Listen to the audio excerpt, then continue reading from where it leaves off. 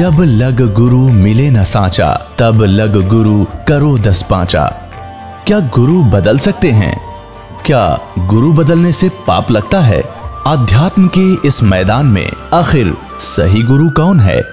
गीता जी में वर्णित तत्वदर्शी संत कौन है? इन सभी प्रश्नों के उत्तर जानने के लिए अवश्य सुनिए जगत गुरु तत्वदर्शी संत रामपाल जी महाराज के मंगल प्रवचन। तो पुण्यात्माओं, ऐसे हम यहाँ एक ज्वाइंट फैमिली में रह रहे हैं।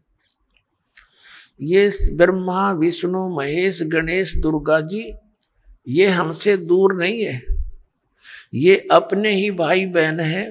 इन्होंने जन्म जन्मांतर में कोई अच्छे पुण्य करके या पोस्ट प्राप्त कर रखी है। अब इनके साथ हमारे मन में द्वेष आना यह मूर्खता की पहचान ही होगी। ये हमारे मित्र हैं, जैसे हम अन्य भी सबसे प्यार से रहते हैं, तो ऐसा ही ये हमारे एक प्रधान है यहाँ के। इनको कुछ पावर दे रखी है, कंट्रोलिंग पावर है, और ये हमें यहाँ की सारी सुविधा हमारे जो रिटर्न हमारे कर्मों में वो यही प्रदान करते हैं। तो इसलिए इनकी ये पूजा नहीं है।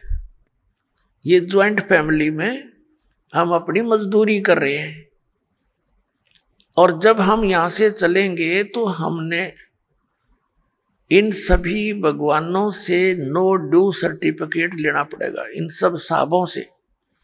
अब भगवान साहब राम इस किसे कहते हैं, थोड़ा सा यहाँ प्रमाण देते हैं।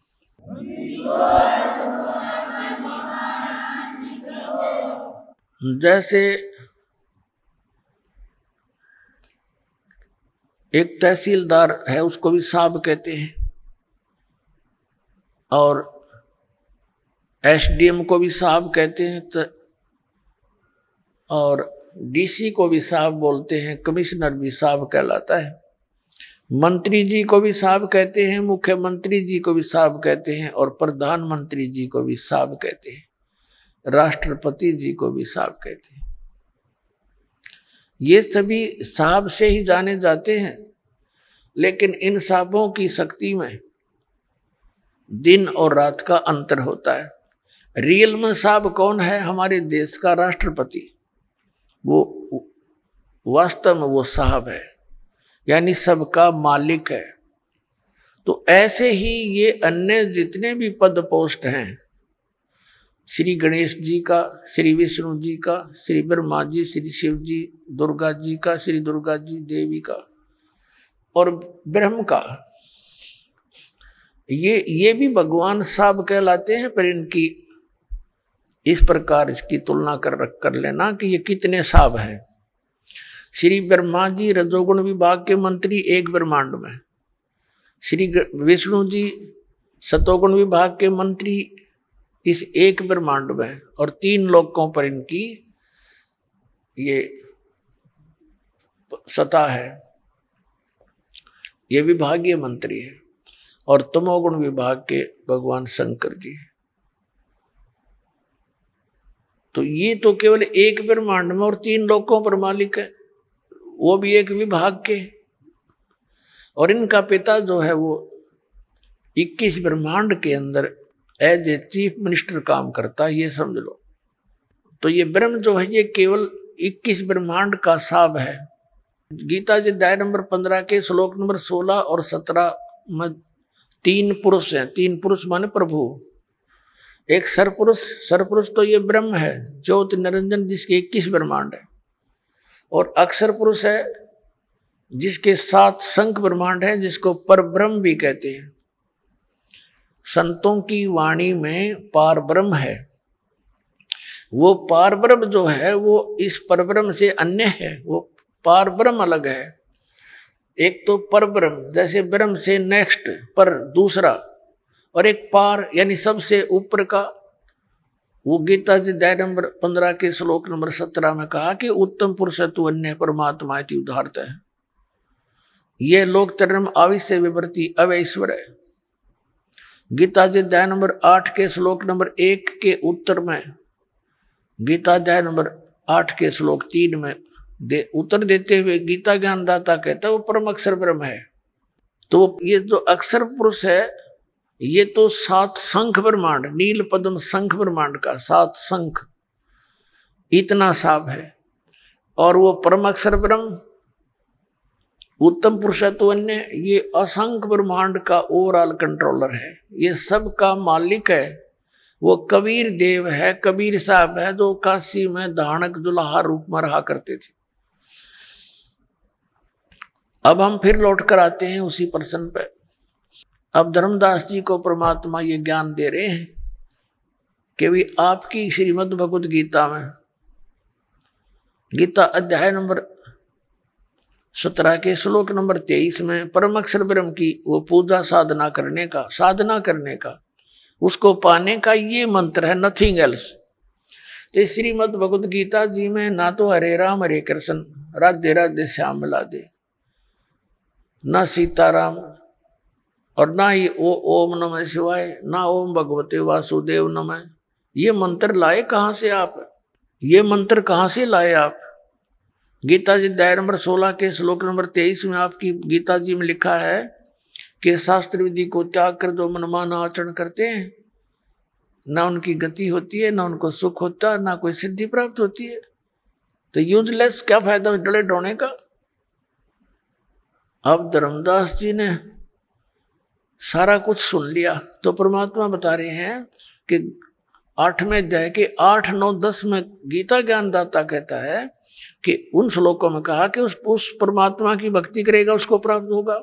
उसका मंत्र बता दिया 17वें अध्याय के 23वें श्लोक में कि ये मंत्र है। इसके अतिरिक्त जो भी आप जाप करते हो, इति निर्देश है, फाइनल फैसला आपकी गीता जी में ओम तत्सत इति निर्देश है। निर्देश है माने डायरेक्शन, बाय ऑर्डर, इसके अतिरिक्त कोई मंत्र नहीं। और तुम कहोगे कि ये पुराणों में लिखा है, फलाना लिखा है, तो पुराण अलग चीज है। पुराण किसी ऋषि और इस ब्रह्मा के सत्र की है, और गीता और वेद जो है ये गॉड गिवन ग्रंथ है, ये परमात्मा का विधान है। और पुराणों के अंदर जो आदेश है किसी अन्य ऋषि और इस ब्रह्मा विष्णु महेश के सत्र का है, ये भगवान नहीं है। ये विधान नहीं बता सकते, परमात्मा का चेंज नहीं कर सकते। बता सकते हैं अगर वेदों के अनुसार बताते हैं तो कोई दिक्कत नहीं, कोई बताओ, और गीता के अनुसार बताते हैं। जैसे हम वेदों और गीता को छोड़कर पुराणों के आधार से भक्ति करते हैं, तो किसी ऋषि के आदेश का पालन कर लिया हमने, और वो आदेश यदि वेद विरुद्ध है तो वो अपराध है। जैसे एक मित्र था किसी व्यक्ति का, दरोगा जी SHO, और उसका कोई पड़ोसी उसने तंग घना करे था। उसने अपने मित्र SHO से कहा कि ऐसे ऐसे एक व्यक्ति मुझे बहुत तंग करता है, कुछ समाधान बता। उसके मित्र SHO ने कहा कि तू मार लठ उसका, मैं आप देख लूंगा। उसने गढ़ दे। अब उसने आंगा पा गया, आदेश मान लिया उसका, अपने मित्र SHO का, अपने पड़ोसी के साथ झगड़ा कर लिया। झगड़े में उसका कान पर लठ लग गया, मर गया उसका पड़ोसी। अब वहां का प्रभारी था वही SHO, वो लिया पकड़ के अपने उस मित्र को, क्योंकि उस नालायक ने अपने एक मित्र अधिकारी की आज्ञा का पालन करके राजा का विधान तोड़ दिया। राजा का विधान था कि यदि कोई किसी की मृत्यु हत्या करेगा तो उसको सजा मौत मिलेगी।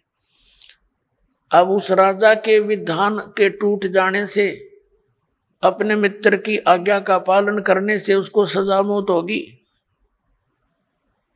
तो परमात्मा कहते हैं कि कबीर साहेब के आप जी उन वेदों और गीता के अतिरिक्त कोई और अन्य साधना करते हो तो वो आदेश भगवान का नहीं, विधान नहीं, मालिक का। आप फिर किसी SHO की आज्ञा का पालन कर रहे हो, ऋषि और इन महर्षियों का, इनके बताए इस अज्ञान को ग्रहण नहीं करना। तो आप जो साधना कर रहे हो धर्मदास जी, एक भी गीता वाली नहीं, और गीता जी का पाठ डेथ करते हो। अब धर्मदास जी सुन्न हो गया कति लेकिन अभिमान काल की फिर भी कोई ना कोई रह जाती है अंदर से प्रेरणा। अब काल प्रेरणा से उसने कहा कि जिंदा तो मुसलमान है, इसलिए तो हमारे हिंदू देवताओं के साथ ऐसी बातें कर रहा है उनके विषय में। तेरे को पता है हम कोई जीव हिंसा नहीं करते, हम किसी की आत्मा दुखी नहीं करते, तू कैसे बात कह रहा है? तूने ये सब जो है ना हमारे देवताओं की बेइज्जती कर दी है। अब परमात्मा ने देख लिया कि इसमें काल आ गया, अरे ईब यो एक नहीं सुने तेरी सारी पर माटी फिरेगी। परमात्मा अंतर ध्यान हो गया उसके सामने से, एकदम अदृश्य हो गए, हिडन। अब धर्मदास जी लगा देखने, उसका तो पसीने आ गए। धर्मदास जी ने सोचा, होए होए मन तो जुल्म कर दिया, देख कितना अच्छा ज्ञान बतावे थे। अब इस ज्ञान को सुनकर पुण्यात्मा जो इंसान होगा कंडम हो जाएगा, कति उस अज्ञान को नहीं कर सकता, उस साधना को नहीं कर सकता। इसको स्वीकार करो चाहे ना करो, वो ऐसी स्थिति हो जाती है। एक बार ये दास औरंगाबाद के अंदर सत्संग करते हुए जा रहे थे, जब हमारा आस्था चैनल पर बंद करा दिया था औरंगाबाद में। हमने दाड़े बहुत भुगते हैं पुण्यात्माओं, आप तक संदेश पहुंचाने के लिए भगवान का। हमारे साथ बहुत बदतमीजियां हुई, लेकिन हिम्मत नहीं हारी। हमें मालूम था कि ये परमात्मा का संदेश है, उसकी आत्माओं को सुहावेगा, सुहावा चाहे 10 दिन पीछे। तो वहां हम सत्संग कर रहे, प्रोजेक्टर हमारे साथ, ये परमात्मा ने दिए, और ये इंस्ट्रूमेंट ये मैन माइंड नहीं है, ये गॉड गिवन माइंड है, ताकि मेरे बच्चे आसानी से इन सदग्रंथों को समझ सके, पढ़ सके। आपको शिक्षा देने का क्या उद्देश्य था? तीन युग बीत गए, कभी शिक्षा नहीं दी मालिक ने, क्यों? शिक्षा तो बेईमान बना देती है, लेकिन थोड़ा सा बेईमान बनाना इसलिए आवश्यक समझा कि ये अच्छी तरह दूध के जले हुए लस्सी को भी फूक फूक कर ग्रहण कर लेंगे, फिर सदा के लिए चिपक जाएंगे मेरे साथ।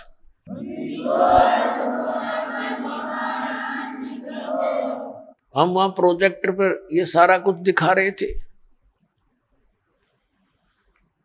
अब वो बुद्धिमान लोग निकट सी थोड़े से भगताया करते, संगत 200 से 400 मुश्किल से आराम से न खूब प्रोजेक्टर पर दिखता था। साथ वो घर जाकर मिलाते। 5 दिन का सत्संग था, पहले दिन सुना, नोट कर लिए सारे फटाफट, उन्हें घर जाकर मिलाए, क्योंकि घर घर रखे सबके गीता और ये पुराण।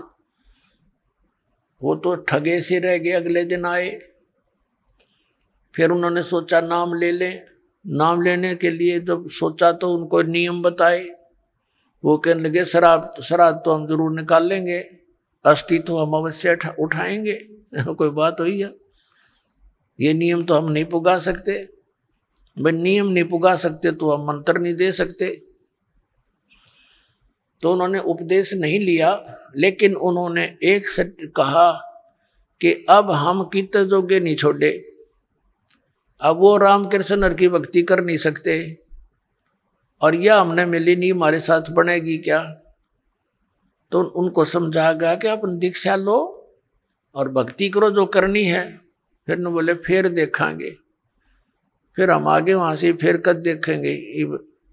तो पुण्यात्माओं, इस ज्ञान को सुनकर उन्होंने खुद ये कहा कि अब वो भक्ति तो हम कर नहीं सकते, उस योग्य तरह कोई ना इधर के रहे ना उधर के। उनको सिर्फ काल ने तो ये कई गड्ढे खोज रखे हैं, कोई से मतलब फंसेगा यो। और सारी बात मान ली, न बोले श्राद्ध तो निकालने पड़ेंगे अपने पूर्वजों के। अब इतना समय होता नहीं कि सब टॉपिक पर उसको थोड़ी सी देर में समझा दें, तो उसके लिए सारा ज्ञान, ये अध्यात्म ज्ञान आपने समझना पड़ेगा, रहकर सुनना पड़ेगा, तो फिर आप पर बात सेट हो जाएगी। तो कहने का भाव ये है कि इस ज्ञान को सुनकर जरा सी भी बुद्धि रखता होगा और साधना नहीं कर सकता इस पृथ्वी पर। तो फिर क्या हुआ, धर्मदास जी ने अब ना तो वह भक्ति और करी, अपनी जो ले रहा था कागज पत्र सारे धर दिए तय करके। बता के करूं, फिर इसका मंत्र गीता में नहीं आराम इसने रटन लाग रे। अब श्याम ने सो गया और रोवे अंदर अंदर कि भगवान अब कह जब वो संत साधु फिर आ जावे, हे दाता मैं कति बहस नहीं करूं, विवाद नहीं करूंगा, अब क्या करूं, मैं तो ठगया सा रह गया, मेरा तो सब कुछ लुट गया। ये भक्ति तब करने की इच्छा कति नहीं बनती। सारी रात ऐसे ही करवट बदल बदल कर बखत से उठ लिया। अब उसने सोची खाना बना, उठ के वक्त खाना बना लिया ना तो वो पहले लिपा पोती कराया करता, पूजा पाजा की सारी सामग्री जुटाया करता, रोटी बनाने लग गया वक्त से उठ के। अकीब क्या करूं बता, और तो कोई काम रहा नहीं। अब खाना बनाने के लिए जंगल से लकड़ी तोड़ कर ला रखी थी शाम को, सुबह वक्त से यानी सूर्य उदय होने से पहले लकड़ जला लिए। एक मोटी लकड़ी अन्य सहयोगी लकड़ी लगा के चूल्हा जला दिया, आग अग्नि जला दी, प्रज्वलित कर दी, अपना खाना बनाया, सब्जी बनाई, फिर रोटी बनाई। धीरे धीरे वह लकड़ी जलती जलती चूल्हे के निकट आ गई, पिछला हिस्सा उसका। तब तक सूर्य उदय होने वाला हो गया, प्रकाश सा खूब अच्छा हो गया। अब उसकी नजर कहाँ गई, उस मोटी लकड़ी के पिछले हिस्से पे एंड पर वह थोथी थी, अंदर से होलो थी और उसके अंदर चींटियां थी। चींटियां अपने अंडे ले लेकर बाहर निकल रही थी और उस लकड़ी के पिछले हिस्से पर कुछ गिल्ली होने के कारण, जलने के कारण एक तरल पदार्थ सा तेल की तरह उबल रहा था। उसके पिछले हिस्से पर एक थोड़ी सी आधी गीली लकड़ी हो थोड़ी बहुत, तो उसका एक ऐसा तरल पदार्थ सा पीछे उबल रहा था, पिछले एंड पर उबलता रहता है। अब वो आगे तो अग्नि फूंक रही, बाहर निकलने की चेष्टा करें तो उसके ऊपर गिर गिर के वहां जल रही, चटक चटक हो रही है। अब उसका ध्यान गया, रो तेरे की जुल्म कर दिया, ओहो हुआ तो बड़ा घोर पाप हो गया। भगत दयालु होते हैं। अब उसने सोचा हे भगवान आज तो अनर्थ हो गया, इतना पाप जिंदगी में कभी देखा नहीं। अरे यार इतनी लंबी लकड़ी थी, हाँ इसमें तो पता नहीं लाख जल गई, 50,000 जल गई है भगवान चीटियां। अब उसने फटाफट वो जल बुझा दिया, जल डालकर लकड़ी तो, और सोचा कि इसे पाप के अन्न को मैं नहीं खाऊंगा, इस पाप के भोजन को नहीं खाऊंगा, किसी साधु संत को खिला दूंगा। इस उद्देश्य से सारे भोजन को लेकर रखकर थाली में चल पड़ा। क्योंकि मथुरा के आसपास ये भगत साधु संत घूमते ही रहते हैं। उस समय परमात्मा ने हिंदू साधु का रूप बना लिया, लाल से कपड़े अपने ऊपर कर लिए, और हिंदू धर्म के लोग ऐसे ही लोगों को साधु मानते हैं। धर्मदास जी ने देखा कि सामने एक महात्मा बैठा है, उसके पास गए और कहा महात्मा जी भोजन खा लो। परमात्मा ने कहा रख दे धर्मदास, भूख लगी है भाई। अब धर्मदास जी ने देखा कि ये आदमी मुझे कैसे जानता है, ध्यान किया और ऐसे लगता है कुछ देखा हो, लेकिन वेश बदल रखा भगवान ने। सोच लिया कि मैं भंडारे करता रहता हूं, कभी आया होगा भंडारे में महात्मा धर्म यज्ञ में। तो कहा महाराज भोजन खा लो। का अच्छा भाई। अब परमात्मा कबीर जी ने क्या किया, लोटे में जल ले रखा था अपने में, उसमें से जल लिया चुलू में, एक मंत्र हा बोला और पूरी बात पर छिटक, जितना भी भोजन था सारे पर छिटक दिया, छींटे मार दिए। उसी समय सारे भोजन की चींटी बन गई और सारी थाली काली होगी और चींटियां अंडे मुंह में लेकर के बाहर निकलने का प्रयत्न कर रही हैं, पूरी थाली में घूम रही हैं, भोजन नहीं रहा। तो परमात्मा उसी रूप में आगे जिस रूप में पहले दिन वार्ता हुई थी और कहा अरे धर्मदास कल क्या कह रहा था कि तुम कोई जीव हिंसा नहीं करते, तेरे से तो कसाई भी अच्छा, इतनी चींटी पाप का भोजन तो मुझे खिलाने लाया था। चरण पकड़ लिए, पैरों में गिर गया, हाथ जोड़े, ये भगवान गलती होगी, हे परमात्मा माफ कर दो मुझे, मालिक मैं नीच गणा हूं और पिछला यो गंदा रंग मेरा घना चढ़ रहा था दाता, मेरे से गलती बन गई, रो बुरी तरह। हे भगवान मुझे कुछ और ज्ञान बताओ, आपने तो इधर का छोड़ा ना इधर का, मैं तो सारी रात करवट बदल के काटी दाता। तब परमात्मा ने कहा अब सुन ले, ज्ञान सुनाऊं कि जो साधना तू कर रहा है बच्चा, ये तेरे को घोर नरक में डालन की है। कहां से चल कर आया है तू? बांधवगढ़ से आया हूं महाराज। बांधवगढ़ मथुरा से कितनी दूर है? कि लगभग 800 किलोमीटर, 700 750 किलोमीटर। किस साधन से आए हो? कि पैदल चल के आया हूं महाराज। तो बच्चा बांधवगढ़ से यहां आने तक आपने कितने जीवों को अपने पैरों के तले मार डाला, कुचल कुचल कर। सूक्ष्म प्राणी जो दिखाई नहीं देते, और कीड़े मकोड़े ये तो गिनती नहीं। पुण्य तेरे को एक नहीं, क्योंकि इस जोड़ में नहाते के फायदा। जिस मथुरा के तालाब को तीर्थ मानते हो और ये मानकर आपके धर्मगुरु आपको समझाते हैं, ज्ञान देते हैं कि यहाँ भगवान श्री कृष्ण रहा करते थे, लेटा करते थे, नहाया करते थे, तो परमात्मा ने बताया यहाँ तो कंस भी नहाया करता इसमें, और कंस भी यही लोटा करता। और श्री कृष्ण जी तो इस मथुरा ने छोड़कर द्वारका बनाई थी, समुद्र के बीच में एक टापू सेलेक्ट करके वहां रहा करते। वहां क्यों नहीं जाते तुम? वो दूर घना पड़ता होगा। और परमात्मा ने दया करी थी, वो द्वारका को जल में डबो दिया था कि गड़ धक्के खाना ना होंगे, कदे भ्रमित होकर यहाँ पहुंचे। और तुम वही साधना कर रहे हो जो शास्त्र विरुद्ध है। अब धर्मदास जी तीर्थ में नहाने का तो एक भी पुण्य को नहीं। फिर तीर्थ के विषय में बताया कि इसको तीर्थ आपने इसलिए मान लिया कि श्री कृष्ण जी यहाँ नहाया धोया करते, यहाँ रहा करते इस तालाब के आसपास। और अन्य तीर्थ सुन ले, और दूसरे धाम कैसे बने हैं, ये मंदिर कैसे बने हैं। जैसे अमरनाथ का मंदिर जहाँ तुम मोक्ष उद्देश्य से जाते हो बोली आत्माओं, वो अमरनाथ कैसे कहलाया? कि भगवान शिव जी ने अपनी पत्नी पार्वती को उस स्थान पर मंत्र दिया था जिसको तुम अमर मंत्र बोलते हो। और वो हमारी फर्स्ट एड है, प्राइमरी क्लास की पढ़ाई है। ये प्रथम मंत्र जो आपको दिया जा रहा है, ये मंत्र 5 मंत्र बीच बीच के ये पार्वती को दिए थे। उसका तुमने पता भी कोई ना कौन सा हो अमर मंत्र, अमर मंत्र, अमर मंत्र करते फिरते हो। और उस स्थान पर भगवान शिव ने पार्वती को नाम दिया था, जिस कारण से उसने सच्ची लगन करके जाप करके और जितना अमरत्व प्राप्त हुआ वो प्राप्त किया। वो कितना है? जब तक वो शिव जी भगवान की मृत्यु नहीं होगी, पार्वती उसके साथ रहेगी। उससे पहले वो 107 बार जन्म और मर ली थी।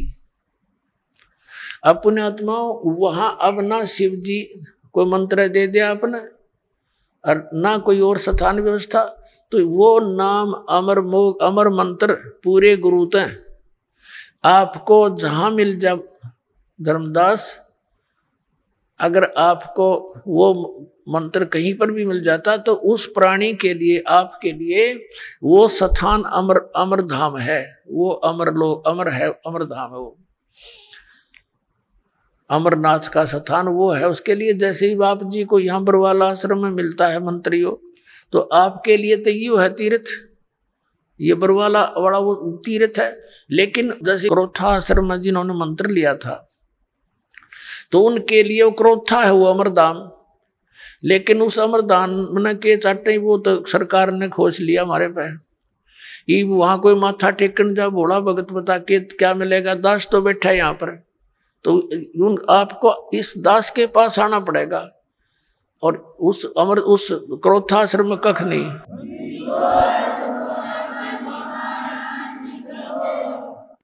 तो इस प्रकार उनको समझा के फिर बताया। धर्मदास जी कहने लगे महाराज मेरा कति आत्मा गंदे रंग में रंगी हुई थी, अज्ञान से आपने बड़ी दया कर दी, मेरी आंख खोल दी। फिर परमात्मा ने सृष्टि रचना सुनानी शुरू की। अब काल फिर भी अंदर घुसा रहता है। धर्मदास जी ने कहा महाराज जी एक बात करूं, अकर भाई प्रश्न करूं, एक करो। आप कहते हो कि राम और कृष्ण यानी विष्णु जी कुछ नहीं कर सकते। ये भगवान एक बार मोर ध्वज राजा का पुत्र ताम्रध्वज आरे से चरवा के श्री कृष्ण जी ने और जीवित कर दिया था भगवान ने। बता हम कैसे माने उनमें शक्ति नहीं है।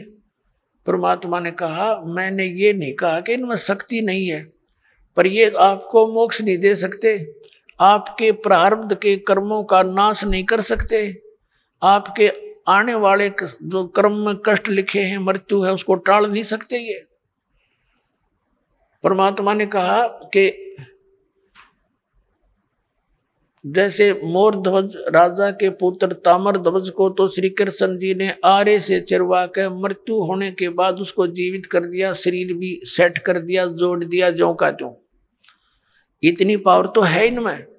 लेकिन इनका सगा भांजा अभिमन्यु प्रथम दिन युद्ध में मारा गया था, चक्रव्यूह में। सुभद्रा श्री कृष्ण जी की बहन थी, अर्जुन के ब्याही थी, और प्रथम दिन ही अभिमन्यु मर गया था। श्री कृष्ण रोए, सुभद्रा रोए, पांचों पांडव रोए, उनका कुल नाश हो रहा था। तब तेरे श्री कृष्ण जी ने जीवित क्यों ना करा वो अभिमन्यु। अब धर्मदास फिर सुन हो गया, हे भगवान ये कारण क्या था, हमने तो ये बात कभी ध्यान में ना आई मारा। तो परमात्मा ने कहा बेटा अभिमन्यु की आयु इतनी ही थी, प्रारब्ध इतना ही था, और उस ताम्रध्वज की आयु शेष थी। वो तो बीच में जाकर वो पंगा लिया था तेरे कृष्ण जी ने, और वो जीवित कर दिया। वो तो जीवित था ही, उसकी तो आयु शेष थी, और इसको जीवित नहीं कर सका क्योंकि उसका आयु शेष नहीं थी। इसलिए ये आपके प्रारब्ध में आपके कर्म के कष्ट को अवॉइड नहीं कर सकते, खत्म नहीं कर सकते। अब कहने का भाव ये है कि परमात्मा ने फिर सृष्टि रचना सुनाई है। धर्मदास जी फिर थोड़ा सा कच्चा बोल गया, कहने लगे महाराज जी जैसे सुदामा जी का थोड़े से चावल खा के और एक महल बना दिया था सुंदर। परमात्मा कहने लगे भाई तेरी बुद्धि तो कति गड्ढे में पड़ी है बेटा। अरे के कला तोड़ दिया, एक महल बना दिया था, एक मंत्री बनवा दिया अपने मित्र का, इतना महल था, यहाँ के मंत्री राजा लोग बना दे। इस तो मोक्ष हो गया उसका सुदामा का। ना मोक्ष श्री कृष्ण का, जन्म मृत्यु कृष्ण की मिटे, श्री कृष्ण की मिटे नहीं, ना सुदामा की उसके पुजारी की। तो पुण्यात्मा धर्मदास जी कुछ कहने लगे महाराज जी आप तो हमारे देवताओं के पीछे पड़ लिए। परमात्मा बोला भाई बाढ़ में जा। मैं उसी टाइम अंतर ध्यान हो गए परमात्मा, और वो लगा रोन बुरी तरह, अरे भगवान गलती होगी, हमारे साथ ऐसी बनी हुई है, काल ने इतने रंग दिए, हम कति खराब कर दिए अंदर से। अब रो रहा है, देख रहा है ऊपर और नीचे, ये भगवान कहाँ गए। अब उसके बाद बरसाने में जाते हैं, ये मथुरा से फिर बरसाने में जाते हैं। बरसाने में ना जानते नहीं का मथुरा गया हुआ यात्रा पूरी नहीं। बरसाने में किस लिए जाते हैं कि राधा बरसाने की लड़की थी और श्री कृष्ण से मिलने आया करती थी। तो उस समय के लोग तो उसको गुंडी बुंडी कहा करते कि एक गैर पुरुष से मिलने जाती है, या पूरा गांव विरोध करा करता, लेकिन वो नहीं मानी फिर भी। तो अब उस वहां जाके क्या कहते हैं, राधे राधे श्याम मिला दे, राधे राधे श्याम मिला दे। देख किसे डले डुआ रखे, वहां ना राधे और ना श्याम, उड़ा टेलीफोन मिलाओ जाके। अब ये अकल मार रखी हमारी। अपने आत्मा धर्मदास जी वापस चल पड़ा अपने घर को कि ईब तो वो महाराज जी कतई नहीं मिल रहे, बिल्कुल नहीं मिले। मैंने तो नालायक आदमी हो, देख कैसे गलती कर दी और दूसरी बार कर दी। घर की तरफ चल पड़ा रोता हुआ। अब परमात्मा गरीबदास साहिब जी ने अपनी वाणी में कहा है, तावा रोवत धर्मनि नागर, कहाँ गए मेरे सुख के सागर। कल्प करे और मन में रोवे, दसों दिशा को वो मग जो है। दसों दिशा को ऊपर न देखे, कदे ऊपर न उड़ गए हो, साइड में हो, इधर हो, पीछे हो, कदे नीचे खड़े हो कहीं। कहते हैं कल्प करे और मन में रोवे, दसों दिशा को वो मग जो है। अधिक वियोग हुआ हमसे ती, जैसे निर्धन की लुट जा खेती। बेग मिलो कर हूं अपघाता, मैं ना जीऊं सुनो विधाता। अब रो रहा है क्योंकि मालिक जल्दी दर्शन दे दो, हे विधाता अब मैं जीऊं नहीं गा आपके वियोग में। ऐसा ज्ञान अचंभ सुनाया, ओए होए, ऐसा अचंभित करने वाला ज्ञान आपने मुझे सुनाया।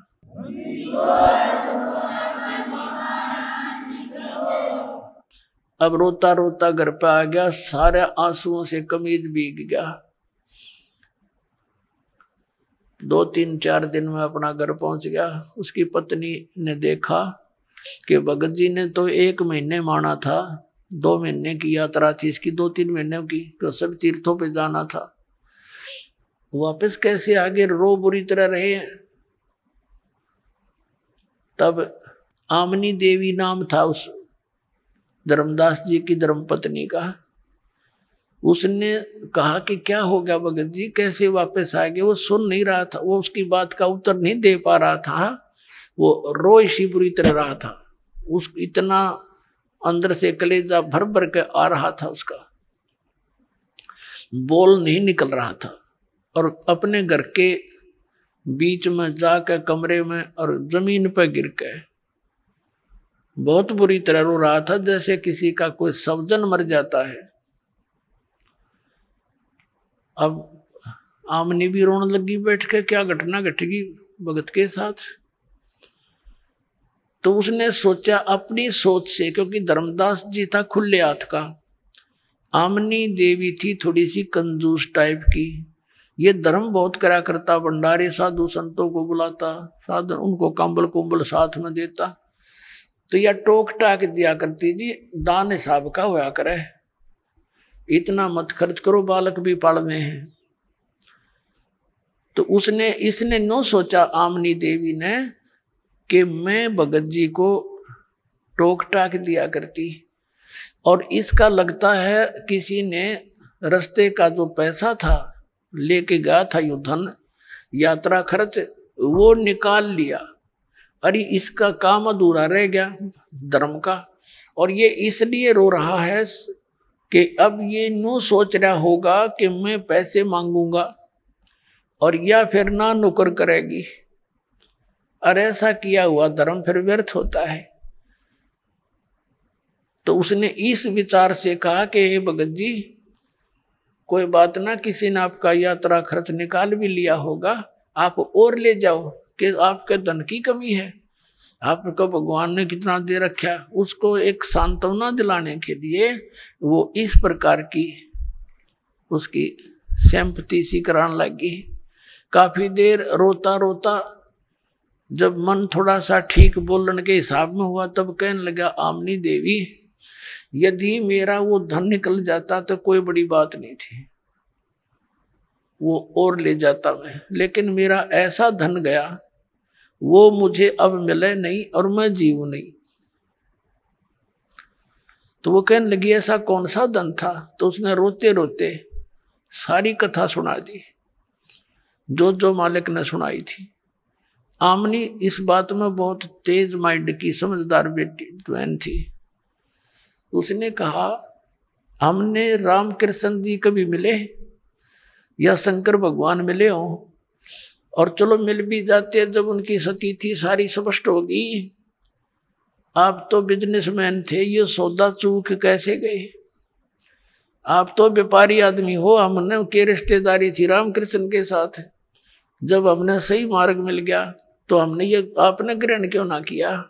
या गलती कैसे खाई? तो वो कहता है कि जीवन में पहली बार हानि का सौदा हुआ मेरे से, आज तक हानि नहीं हुई थी, और ऐसी हानि होगी आमनी, अब यह पूर्ति नहीं हो सकती। मैं घना नीच हूं, दूसरी बार मैंने ऐसी गलती कर दी, एक बार की तो चल जाती।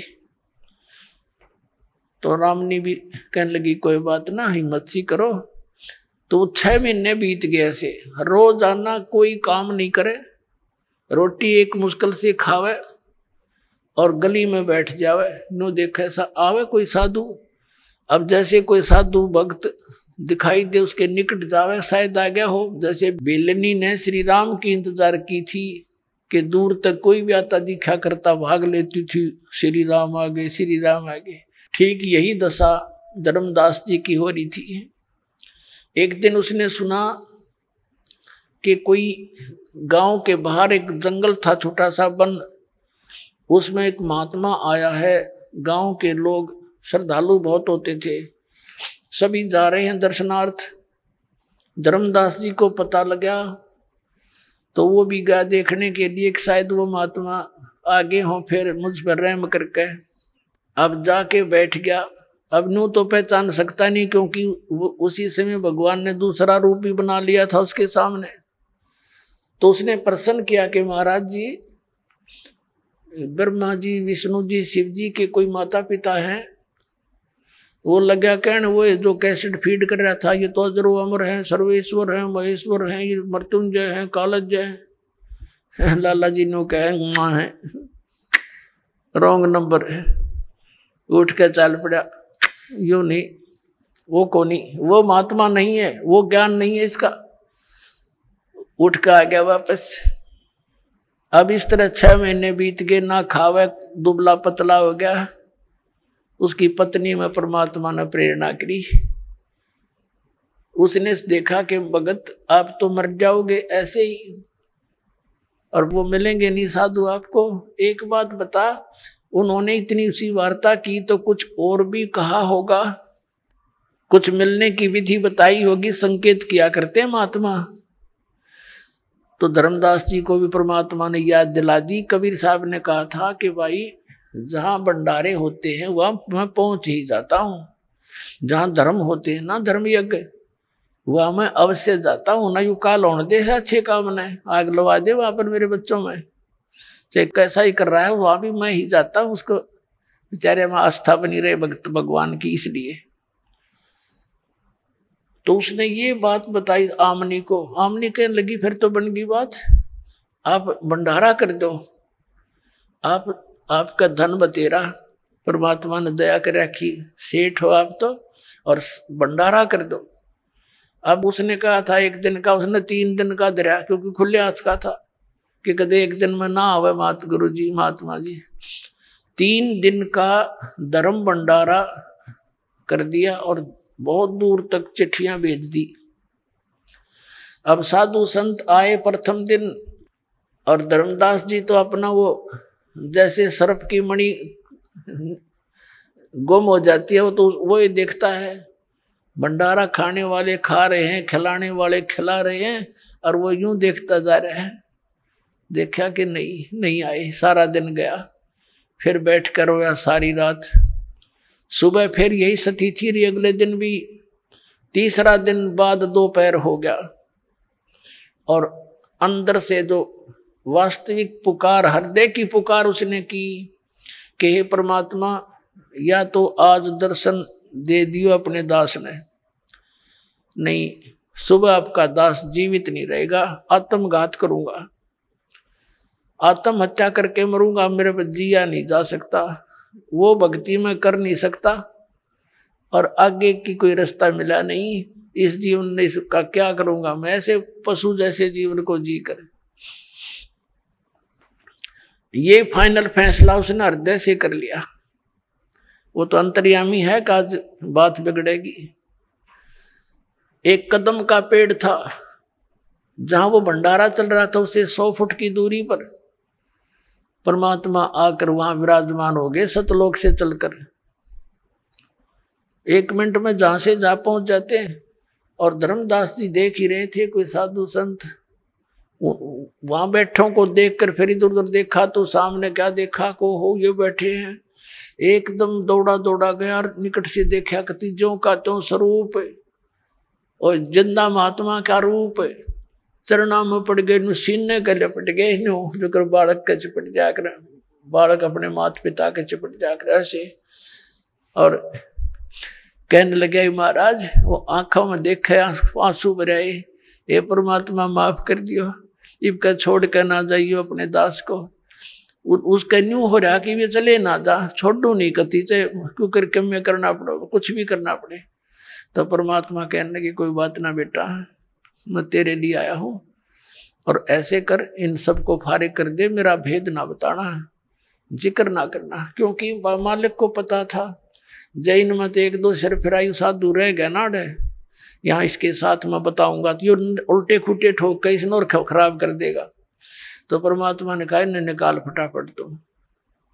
और वो हाथ जोड़े, महाराज जाइयो ना, अकना बेटा मेरा वचन है नहीं जाऊंगा। तो उन्हें फटाफट आकर उनको विदा किया, जो देना जाना था वो फारिग करे। और महाराज जी चलो दास की कुटिया है। अब घर ले आए भगवान को। आमनी देवी ने कहने लगा कि आजा आजा मेरा पा गया धन। एक मुड्ढा सा बैठना दे दिया, भगवान बैठ गए कबीर साहब। पति पत्नी दोनों एक एक पैर पकड़ के और मालिक के चरणों में बैठ गए। आमनी देवी ने कहा महाराज जी आपका भगत तो बहुत नरमात्मा का है, इतनी कड़ी परीक्षा नहीं लेनी चाहिए थी, ये तो रो का मर जाता, मैं थोड़ा सा हिम्मत देती रहती इसको। परमात्मा ने कहा बेटा इसको मैंने दुखी इसलिए किया कि ये काल का वकील बन रहा था। मैं जो भी ज्ञान दूं था ये उल्टा पड़ा था। अब जैसे लोहे को गर्म करता है कारीगर और सही गर्म हो ले तब उस पर चोट लगावे तो जो चाहे वो बना सकता है, और ठंडे लोहे पर ते सारे गणना झाड़ दे कोई असर नहीं होता। तो बेटा यू लोहा गर्म कराया मैंने, अब इसका जो चोट वचन की मारूंगा ये सारी स्वीकार करेगा, जो मैं चाहता हूँ यो बच्चा स्वीकार करेगा। और नहीं तो मैंने 2 दिन हो गए थे इसके लिए माथा मारते ने, हाँ भर ले फिर मुकर जा, इब यू सारी मानेगा। हाँ जी सारी मानूंगा, कति मानूंगा, मानन की बात से लाला जी था कति, हाँ बरे दोनों नाम ले लिया, दीक्षा ले ली। परमात्मा बोले भाई ठीक है मैं जा रहा हूँ फिर मिलूंगा। अच्छा महाराज जल्दी आइयो। अब क्या किया परमात्मा ने, उसने मन में सोची, सारी कथा सुन रखी थी कि किसी प्रकार वो लोग दिखाई दे। परमात्मा अपना गवाह बनाना चाहते थे। उस आत्मा को निकाला सूक्ष्म रूप में आकर और सतलोक में लेकर गए। पीछे से धर्मदास जी बेहोश हो गए। 3 दिन और 3 रात तक अचेत पड़े रहे, मरे नहीं, दिल धड़कता रहा, श्वास चलती रही लेकिन अचेत थे। रिश्तेदार इकट्ठे हो गए, आसपास का गांव जितने भी थे सब बहुत घने लोग, क्योंकि सेठ था। जंतर मंत्र झाड़े, सब दवाई जड़ी बूटी कर ली, कोई आराम नहीं हुआ। और परमात्मा निकाल कर ले गए सतलोक में। सारी सतीथि दिखाई जैसे परमात्मा ने अन्य आत्माओं को दिखाया था। आदरणीय मलुकदास साहिब जी को, आदरणीय नानक साहिब जी को, आदरणीय दादू साहिब जी को, आदरणीय गरीबदास साहिब गांव छुड़ानी जिला जदर वाले को, आदरणीय घीसा दास साहिब जी गांव खेखड़ा जिला मेरठ उत्तर प्रदेश वाले को। ये तो दास के नोटिस में है, बाकी और तो बहुत बड़े पुण्यात्माओं को साथ ले गए होंगे। तो ऐसे धर्मदास जी को भी सब दिखा दुखू कर वापस छोड़ा 3रे दिन।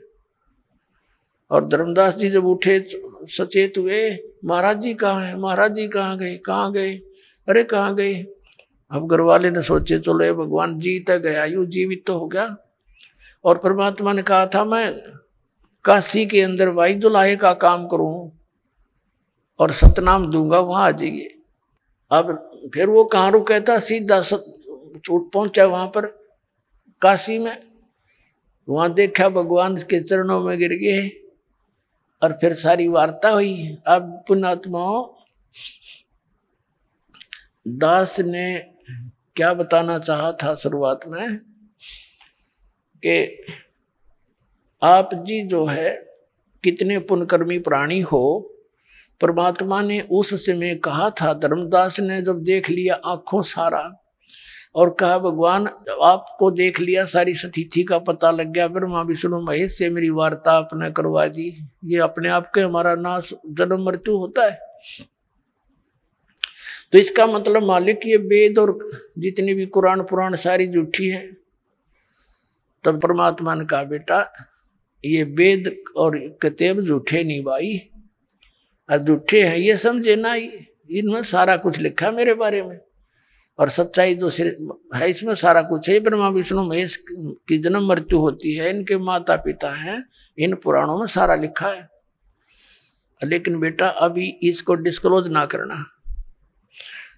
और फिर जब कलयुग 5500 वर्ष बीत जाएगा तब मैं इस अपने बच्चों को अपनी महिमा से परिचित कराऊंगा। तो धर्मदास ने कहा है भगवान अभी तो कलयुग का अच्छा सा समय है और बिचली पीढ़ी आवेगी, उस समय तो कलयुग में और घने लोग बिगड़ जाएंगे। परमात्मा आज आपकी बात को कोई मानने को तैयार नहीं, उस समय कौन स्वीकार करेगा। तो परमात्मा ने कहा उस समय मैं सबको शिक्षित करूंगा और बेटा उस समय मैं स्वयं आऊंगा और इन सब को यथार्थ ज्ञान से परिचित कराऊंगा। तो पुण्यात्माओं धर्मदास जी को समझाया कि धर्मदास मेरी लाख दुआई, ये सार नाम की दबार ना जाई, और सार नाम बार जो पढ़ी बिचली पीढ़ी हंस नीतर ही। फिर दोबारा कहा कि धर्मदास मेरी लाख दुआई, ये मूल ज्ञान की दबार ना जाई, ये जो ज्ञान मैंने तुझे बताया अभी ये डिस्क्लोज ना करना यो, नहीं तो ये बिचली पीढ़ी हंस नीतर ही। मूल ज्ञान तू तब तक छुपाई जब तक ये 12 पंथ मिट जाए। ये 12 काल के जो पंथ चले हैं इन ये अपना कह सुन देंगे सारी कुछ, ये सारे चल लेंगे जब तक इनका एंड हो लेगा जो कुछ ये कहना चाहते हैं उसका। और फिर मैं स्वयं जाऊंगा या अपना अंश भेजूंगा। मालिक ने कहा है कि जो गरीबदास जी का 12वां पंथ होगा, ये 12 पंथों में से अंतिम पंथ, तो उसी में आगे चलकर मैं आऊंगा। तो परमात्मा नहीं आए तो दास भेज दिया।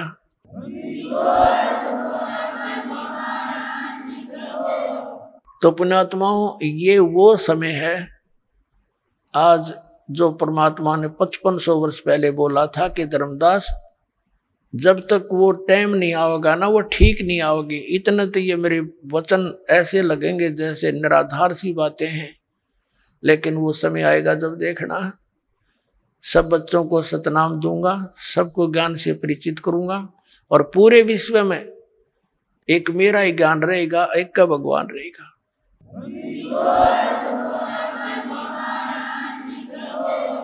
और सबको सतनाम दे करके पार करूंगा, मेरा वायदा है। तो पुण्यात्माओं आज आपका जन्म इस समय में है। आप कितने पुण्यकर्मी प्राणी हैं, कोई लेखनी नहीं, दास के पास कोई शब्द नहीं जो आपकी किस्मत को बता सकूं। धन है आपके माता पिता जिनसे जन्म हुआ। बोलो सतगुरुदेव।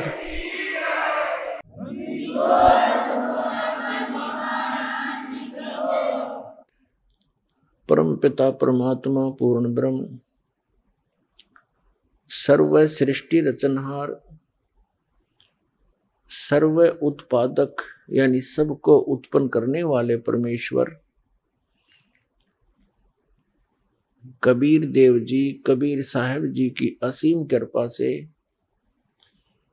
आप पुण्यात्मा ये सत्संग सुनने के लिए उपस्थित हुए। श्री मद् भगवत गीता अध्याय नंबर 7 के श्लोक नंबर 19 में कहा है, बहुनाम जन्मानाम अन्ते ज्ञानवान माम परपदते वासुदेव सर्वम इति स महात्मा सुदुर्लभ है। गीता ज्ञानदाता इस श्लोक के माध्यम से हमें क्या संदेश देना चाहता है कि जिन साधकों के विषय में श्रीमद् भगवद गीता अध्याय नंबर 7 के श्लोक नंबर 12 से 15 तक ज्ञान दिया है, वो तो बताया है कि तीनों गुणों की जो साधना करते हैं, रजगुण ब्रह्मा, सतगुण विष्णु, तमगुण शिव जी की जो पूजा करते हैं, उनके विषय में तो उसमें स्पष्ट किया है कि वो मोक्षदायक नहीं है। अपने विषय में गीता ज्ञानदाता कहता है कि मेरी भक्ति 4 प्रकार के करते हैं। एक अर्थार्थी, आर्थ, जिज्ञासु और ज्ञानी। तो उनमें से तीनों को भी गीता ज्ञानदाता रिजेक्ट करता है, एक ज्ञानी को छोड़कर। उसका कारण क्या है कि अर्थार्थी का अर्थ होता है वो व्यक्ति परमात्मा की भक्ति केवल धन उपार्जन के लिए, धन लाभ के लिए ही कर रहा है, उसको मोक्ष की आवश्यकता नहीं। और अध्यात्म मार्ग का मूल सिद्धांत मोक्ष ही होता है, मूल उद्देश्य ही मोक्ष होना चाहिए, तो वो भक्त खरा है, अन्यथा वो मोक्ष अधिकारी नहीं है। इसी प्रकार दूसरे नंबर के आरत बताए हैं। आरत का अर्थ होता है अपने केवल संकट निवारण के लिए ही परमात्मा की साधना करता है, उसका भी उद्देश्य ठीक नहीं। और तीसरे नंबर का एक जिज्ञासु बताया है। जिज्ञासु एक चतुर प्राणी होता है। वैसे तो जिज्ञासु तो सभी होते हैं स्टार्ट में, लेकिन जिज्ञासु वो सीमा से आगे होता है। जिज्ञासु का तात्पर्य ये होता है कि ज्ञान प्राप्त हुआ, साधना करने लग गया। और जिज्ञासु वो बताया है कि वो एक से बात सुनी संत से, दूसरे से सुना, तीसरे से सुना, चौथे से सुना, फिर वो स्वयं उनसे प्राप्त ज्ञान से ज्ञानी बन अपने आप को वक्ता बन जाता है और विद्वान सिद्ध करने की कुचेष्टा करता रहता है। और आम जनता, साधारण भक्तात्मा, उनके पास इन संतों को नापने का फुटा नहीं है, फुटरोल नहीं है। तो जिसके पास कोई विकल्प नहीं है कि इसको कैसे नापें, ये खरा है या खोटा है, कोई परीक्षा करने का उसके पास तरीका नहीं है, तो उसको सभी एक से एक अच्छे लगते हैं, जिस कारण से वो जिज्ञासु अधिक ज्ञान अट बट का इकट्ठा करके और भोले श्रद्धालुओं में प्रशंसा का पात्र बन जाता है, उसकी वाह वाह होने लग जाती है, जिस कारण से वो भक्ति से दूर चला जाता है। उसको केवल महिमा की ही भूख बनी रहती है। वो महात्मा और महाराज कहलाने का इच्छुक बन जाता है। हमने बनना है दास, हम बनते हैं महाराज। तो ये फाउल पॉइंट है, भक्ति मार्ग का फाउल पॉइंट है। अब ये तीसरे नंबर का जिज्ञासु है, ये भी रिजेक्ट कर दिया। आइए अब हम उन श्रद्धालुओं के अनुभव जानते हैं जो जगत गुरु तत्वदर्शी संत रामपाल जी महाराज जी से दीक्षा प्राप्त कर चुके हैं तथा उनके द्वारा बताए गए भक्ति मार्ग पर चल रहे हैं। सर नमस्कार। नमस्कार जी। सर क्या नाम है आपका? नाहर सिंह चौहान है जी। नाहर सिंह जी कहाँ से आए हैं आप? मैं होशियारपुर पंजाब से आया हूँ जी। सर संत रामपाल जी महाराज से कब जुड़े आप? मैं 14/7/13 को जुड़ा हूँ जी। सर संत रामपाल जी महाराज से जुड़ने के पीछे क्या कारण था? कारण ये था, परमात्मा की खोजी थे और संत की तलाश थी जो पूर्ण संत हो। सर, संत रामपाल जी महाराज से जुड़ने से पहले आपने कोई गुरु बनाया था? हाँ जी हाँ, सच्चे सौदे से जुड़े हुए थे। सच्चे सौदे में हमने 5 से नाम ले रखा था। 8 साल भक्ति करी थी वहाँ, और भंगीदास का प्रसाद भी मिला था, जो मैं सत्संग करता था, भजन करता था। बाकी आत्मा संतुष्ट नहीं थी, भूत प्रेत बाधा था, वो कटती नहीं थी। ना कटने के कारण हम बहुत दुखी परेशान थे। मैं थी, मेरी पत्नी थी, हम लोग बहुत परेशान थे। परेशान होने के कारण सर जी वहाँ पे हमारा कोई सुविधा साधन नहीं मिला। सर, जैसा कि आपने बताया कि पहले भी आपने गुरु बना रखा था और आप भजन मंडली में भी शामिल थे, भजन करते थे, उसके बावजूद भी आपको भूत प्रेत की बाधा से निजात नहीं मिली। आखिर ये समस्या आपकी कैसे दूर हुई? ये संत रामपाल जी के शरण में गए, जब हमने नाम भजन लिया, जाते ही नाम भजन लेने से ही हमारी ये दुख दूर हो गए। कैसे पता चला आपको संत रामपाल जी महाराज के बारे में? ये साधना टीवी पे प्रोग्राम आ रहा था जो 7:40 पे चलती है। तो साधना टीवी पे चलने के कारण हमारे को ये पता चला कि कौन ब्रह्मा का पिता है, कौन विष्णु का माता, शंकर का दादा कौन है, हमको दे बता। परमात्मा ने कहा 3 देव की जो करते भक्ति, इनके खोकते न होए मुक्ति।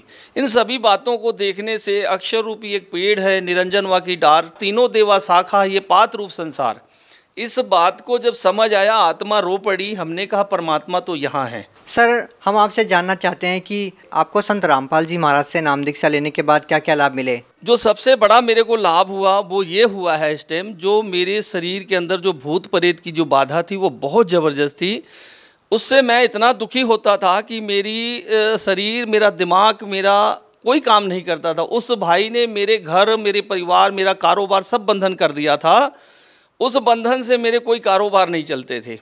तो इतना परेशान होता था जिसकी कोई अंत नहीं। ऊपर से मैं नशा पान बहुत करता था, जैसे बीड़ी, सिगरेट, गुटखा, तम्बाकू। जब मैं नशा करता था फिर मैं लड़ाई झगड़ा करता था, फिर मैं मारपीट करता था। बुरी तरीके से मैं नशा करता था, और नशा करने के बाद मैं किसी से डरता नहीं था।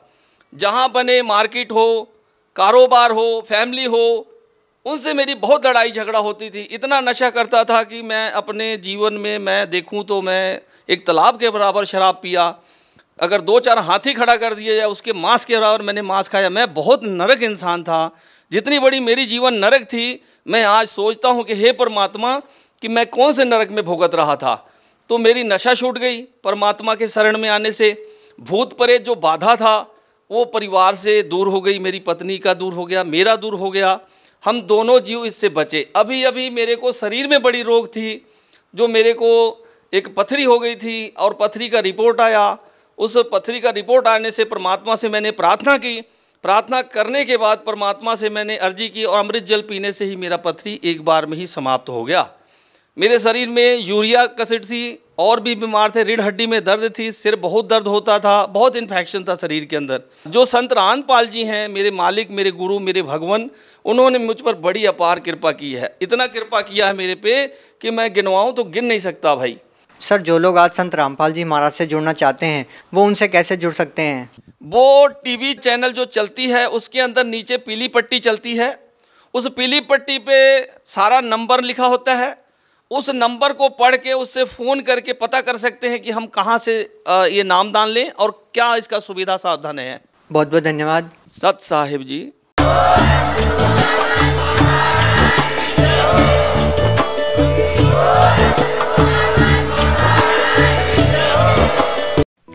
आप सुन रहे थे जगत गुरु तत्वदर्शी संत रामपाल जी महाराज के मंगल प्रवचन। अधिक जानकारी के लिए संपर्क करें।